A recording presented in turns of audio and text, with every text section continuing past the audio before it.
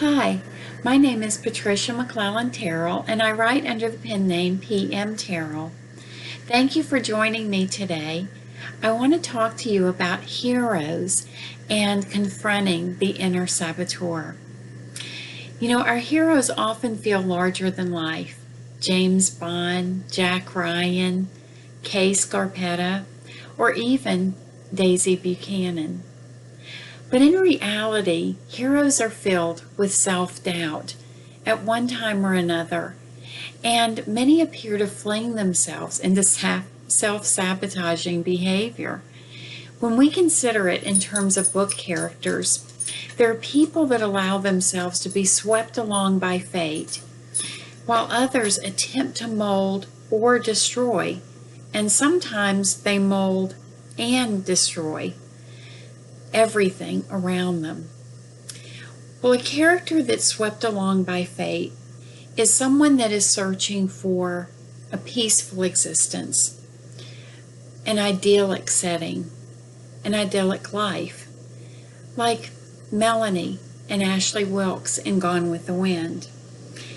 They were content on reading their books, participating in polite society, and overseeing their fortunes. Their world is rocked, however, by a war that neither of them wanted and in which they were destined to participate, if for no other reason than because their lifestyles that they both enjoyed were at the expense of slave ownership. People who are swept along by fate are people whose worlds are rocked, even though they don't want them to be. Well, a character that is intent on molding their own world into something that they want can be seen in the autobiographical The Wolf of Wall Street, which was made into a movie. It was written about Jordan Belfort. And once a teenager selling Italian ices, he became a stockbroker, earning thousands of dollars through microcap investing. He saw what he wanted. He went after it with a single-minded focus, a tunnel vision that created an empire and made his name infamous. But often the characters in our books, as well as in real life, sabotage themselves. When they are at their zenith, they develop an almost pathological tendency to tear everything apart. In Jordan Belfort's case, it took the form of excessive binges, including a $700,000 hotel tab, extramarital affairs, sexual excesses, drugs, money laundering, fraud, and prison. Belfort, by the way, was both the protagonist and the antagonist because he turned out to be his own worst enemy because he destroyed everything he had built in the most spectacular fashion. Well, often our heroes exhibit self-sabotaging behavior in more subtle ways. The mediocre businessman who is actually afraid of real success, so he sabotages himself before he reaches that level of success. The character that we're begging to turn around and walk away from that haunted house or from that creepy building or creepy woods where we know the bad guys are laying in wait. The hero that destroys every relationship that he ever had until they meet someone with an equal strength that won't allow them to destroy what they've built. The hero could be brilliant at what they do in their lives, but then destroy it all through alcohol, drugs, gambling, or simply poor choices. Well, it's been said that there are no truly good people and there's no truly bad ones, only those that have a mixture of both. Some move from one side to the other, in subtle ways, while others careen like trains hurtling off the tracks.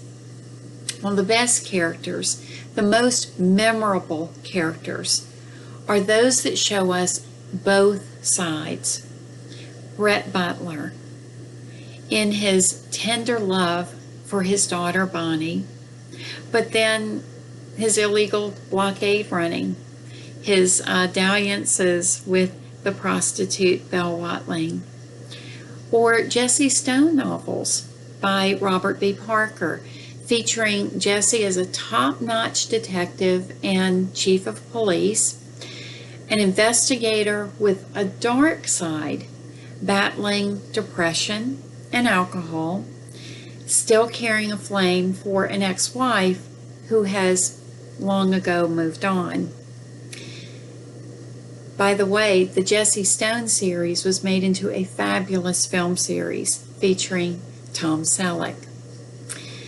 Often we cheer for this hero that is acting outside the box, even when he's got the self-sabotaging behaviors. Underneath it all, he's got altruistic motives. Well, authors walk a fine line with these characters.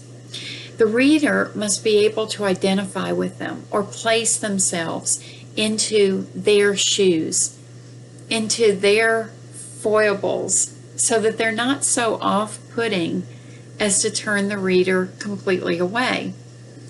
There are times, however, when we can't turn our eyes away from that train wreck about to happen. Sometimes it's the character's weaknesses that draw the reader closer, creating a sympathy, but also an admiration for the way that the character carries on despite their shortcomings, despite those personal demons.